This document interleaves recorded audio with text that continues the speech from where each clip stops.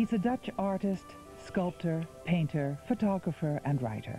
His name, Pieter Kooistra, age 73.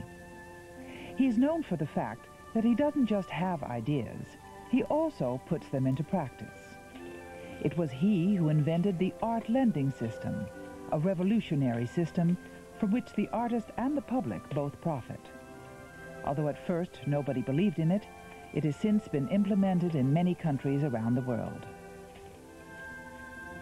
This work of art by Kooistra is called Evoluan, an object in motion which he sees as a symbol of society's constant change and awareness. Once more, Kooistra has developed a new brilliant idea, an economic world plan that, added to the existing economy, would guarantee an extra income to every citizen in the world. This new plan can only lead to win-win situations. The poor will primarily improve in material ways, the rich in immaterial ways, leading to social, cultural and spiritual development. This economic world plan is the subject of Kooistra's book, The Ideal Self-Interest, which was published in 1993. In this book, he paints the contours of a new economic world plan mediated by the UN. Experts maintain that this plan deserves international attention.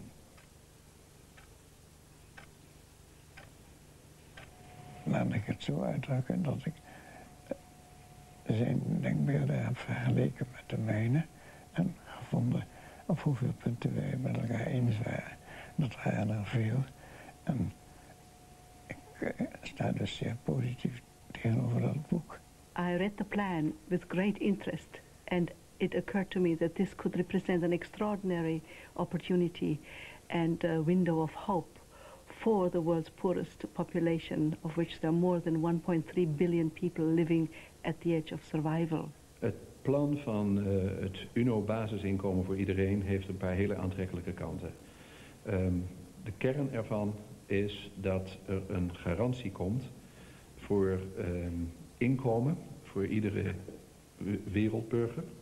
En dat heeft als enorm voordeel dat de angst waardoor miljarden mensen worden gedreven, dat je die elimineert. Ik denk dat dat de grootste verdienste kan zijn van een basisinkomen op wereldschaal. Als dat op wereldniveau kan gebeuren, dan zou ik zeggen, dit is een geweldige stap voorwaarts.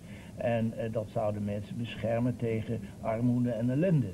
En het is niet voor niks dat al in de jaren 45 een man als Roosevelt heeft gezegd dat er ook tot de rechten van een mens behoort het vrij zijn van vrees en van gebrek.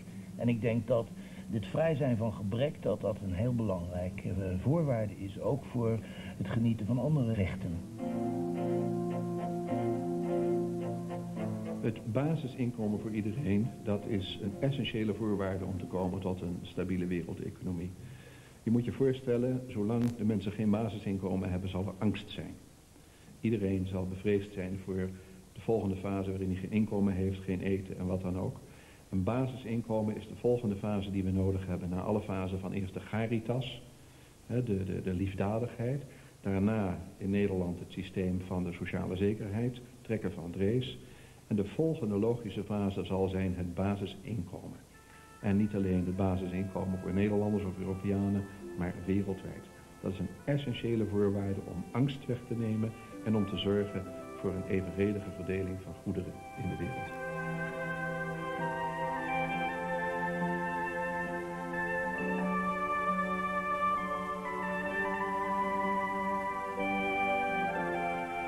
Would it be possible to have a basic income for everyone, a global democracy, an ecologically sound system that could lead us to economic unity and create the development of the human species and the environment?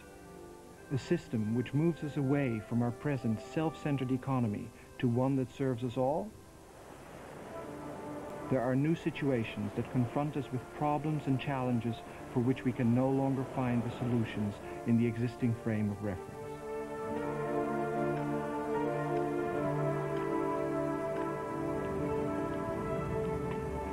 This is the Peace Palace in The Hague, representing one of the earliest efforts to unite nations in the common goal of maintaining peace. It was built as a temple of peace in which disputes between states could be settled amicably. The subsequent devastation brought about by 2 world wars made us realize that arbitrators and judges alone cannot always prevent war. So we established the United Nations to maintain peace and security and to protect human rights. Freedom from poverty and need is part of the Universal Declaration of Human Rights. For that reason, the UN is an indispensable partner in this global war on poverty. We are confronted with a collective problem which calls for a radically new orientation. Such a new orientation is found in this world plan, a UN economy, or better still, a consciousness-enhancing economic system which finances itself, knows no taxes, interest, or inflation, and guarantees the same supplementary income and rights to all people. A few main points: a UN income for all people, a global transformation, a better world driven by self-interest, utopia. Let's just for a moment suspend disbelief and have a closer look. We, all the households, let's say, need food, consumer goods, and services. For the sake of convenience, we will call the supplier of these things the producers. The goods and services are supplied in return for payment.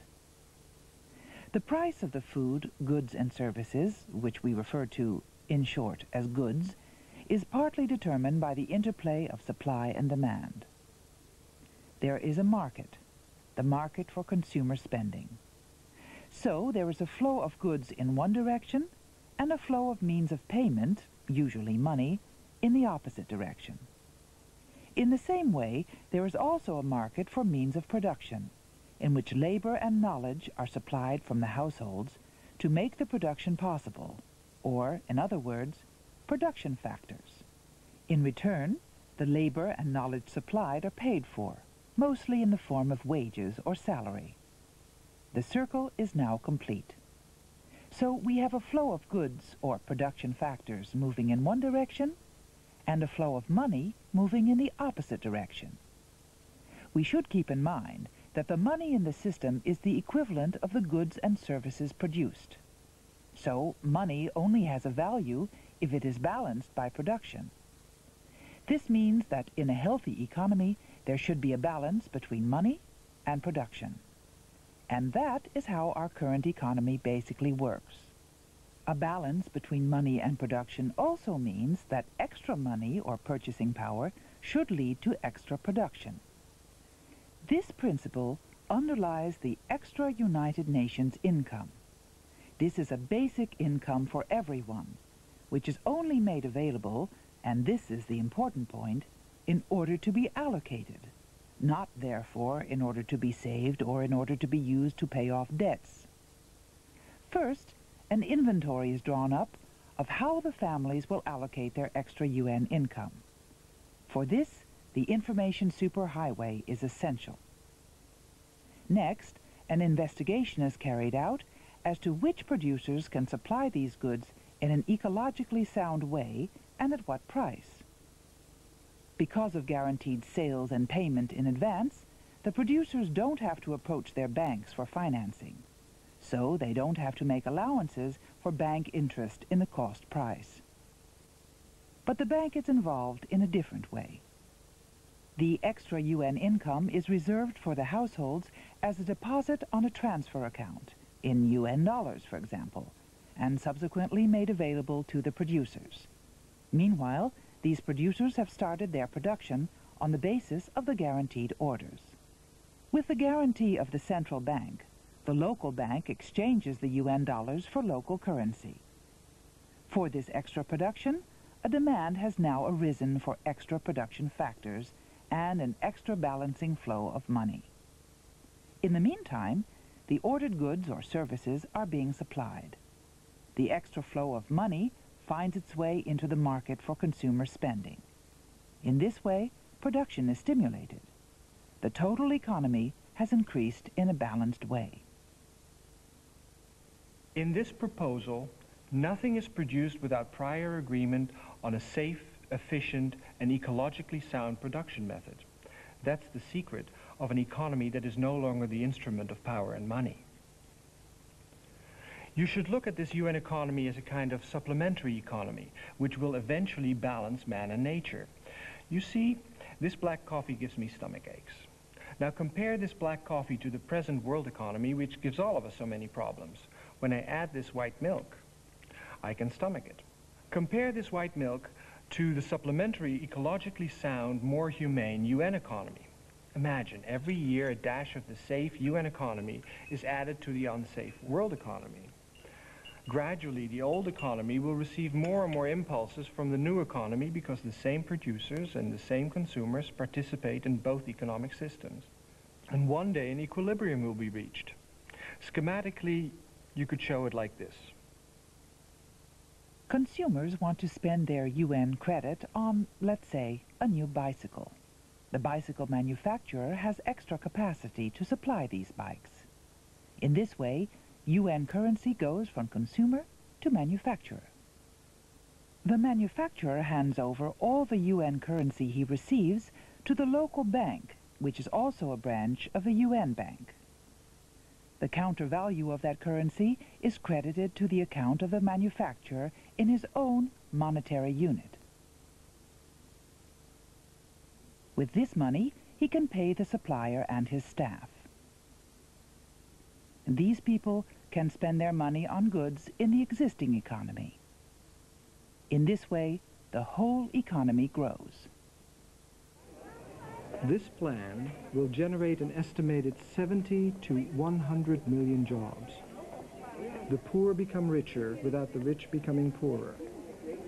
That money doesn't come out of your own pocket, as is the case with aid to third world countries or charity. Neither existence itself nor the development of one's personality should depend on generosity. The healthy foundation of this additional economy is based upon the absolute equilibrium between consumer and producer. Let's once again have a look at the UN economy. Everyone receives a line of credit to the amount of $250 UN through an interest-free transfer account. This is pure purchasing power, by means of which goods and services can be bought. The amount, $250 UN, is based on calculations of the development of the present world economy, the increase in the population, and the related growth of world trade. The accounts are administered by the bank, in cooperation with the UN bank, and are used in order to pay the goods ordered by the consumers. Making use of the information superhighway by way of the UN channels, it is possible to synchronize the additional supply and demand. And because of the direct relationship between supply and demand, there can be no inflation. The extra UN production can be taken care of by approximately 3% of the world's workforce. They can spend their money in the consumer market. So the whole economy grows in a well-balanced way. The implementation of this UN economy will lead to a considerable improvement of the standard of living of the poorest among us. Because of this extra income, their purchasing power will be enormously increased. The poorer you are, the more your purchasing power will grow. Based on the situation of the 90s in a poor country like, for example, Mozambique, the increase of the purchasing power of 250 of the so-called UN dollars will be more than 300%. And in Switzerland, a rich country, this increase will only be a fraction of 1%. In this system, it will no longer be necessary for an entrepreneur to spend a lot on storage and complicated administrative operations. He or she has no surplus stock and doesn't have to take inflation nor interest into account because every product is made on request and paid for in advance. Moreover, his or her taxes and possible import duties are calculated beforehand and included in the sales price. All these cost-saving measures will result in a decrease in production costs, which could total as much as 30%. These savings will benefit quality and environmental protection in the production process.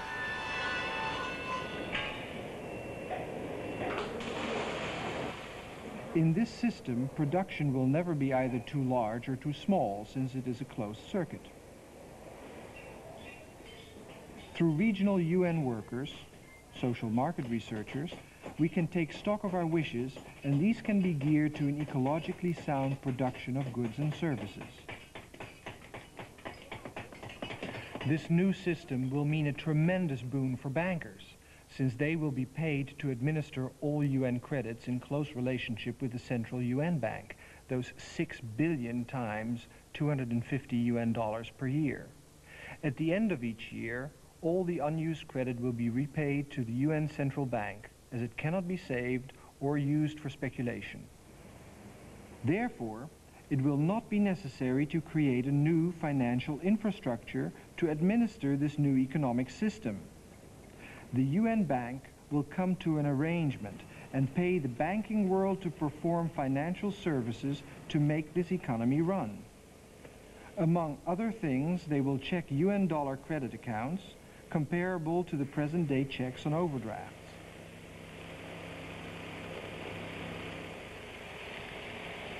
Compared to the average slight growth of the present world economy, the UN economy could yield as much purchasing power after about 15 to 20 years as the existing economy does in about 20 years.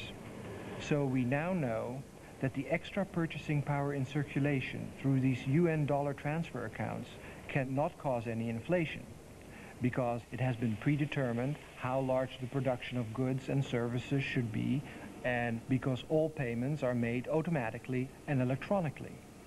There are, of course, no limitations on spending our present-day income.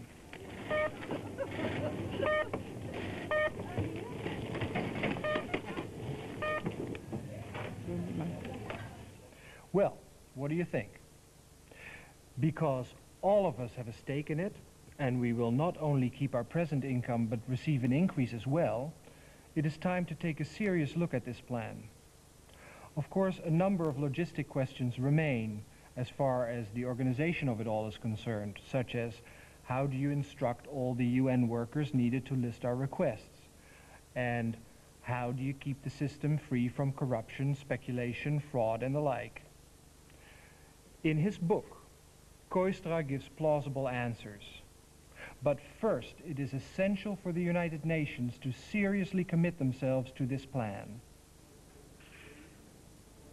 Political consensus will be necessary in order to give this UN economy a chance to succeed. The possibility of a political consensus will be enhanced by the fact that all people and all countries will have an equal stake in it, and that the United Nations will become more independent.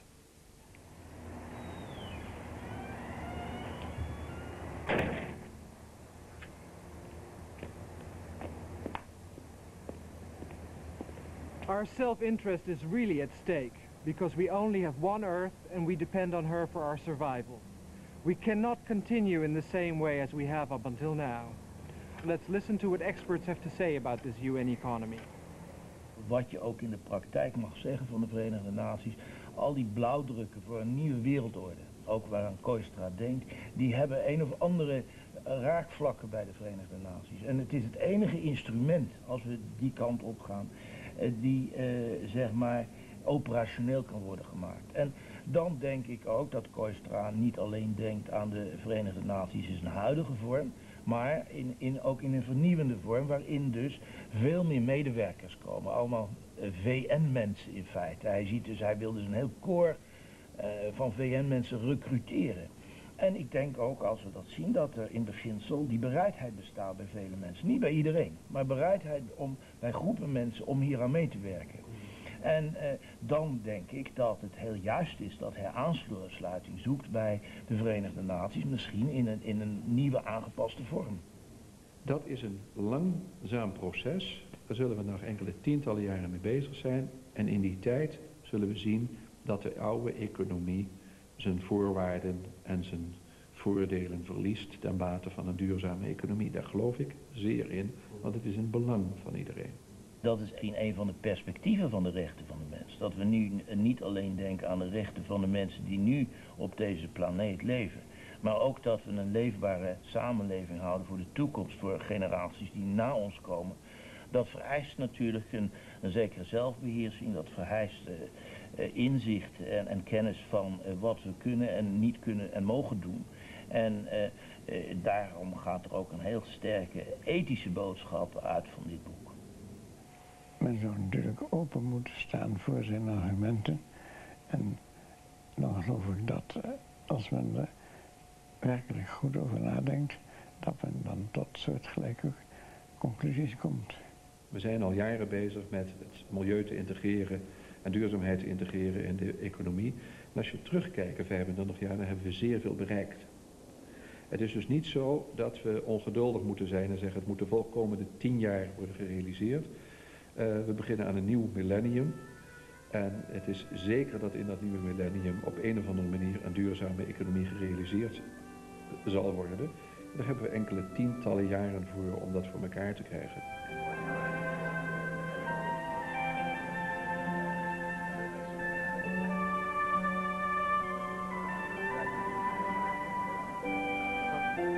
By representing the world's women's and children's interests and their rights, we are concerned about reaching the United Nations Development Objectives by the year 2000, which were promised by the international community. 1996 was designated by the United Nations as the International Year for the Eradication of Poverty. This would provide an excellent opportunity to launch such a World Economic Plan. And why not involve women and women's organizations in its implementation? In such a context, such a world plan could economically advance all those who need it most and provide others, if they so wish, the opportunity to educate themselves and develop their capacity for goodwill and brotherhood. The world's people, and especially the children, are indeed waiting for a real implementation of the Universal Declaration of Human Rights. And as a woman, I know I'm not alone with this vision. Hazel Henderson, futurist and alternative economist. The new info currency is not scarce and only needs a plan like this for its orderly introduction. Anita Roddick, founder and chief executive of The Body Shop. The way forward is not always giving or spending more money, but using money effectively. Vimala Thakkar, spiritual leader. This new economic plan on the basis of participation by the rich and the poor alike is a stroke of genius. People who say that this is a utopian plan and think that time will solve our problems are probably the greatest utopians of us all. It could be a new beginning of a world that goes a long way to meeting the United Nations Charter and the Statute of Human Rights. It's a matter of decency, don't you agree?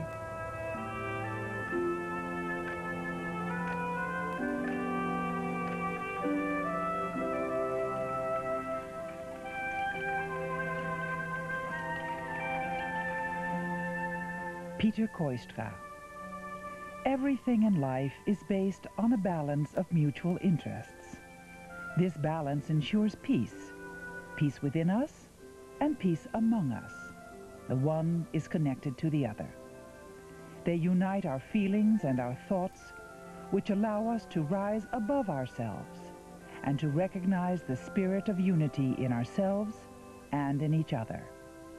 This is the meaning of our existence, the ideal self-interest of us all.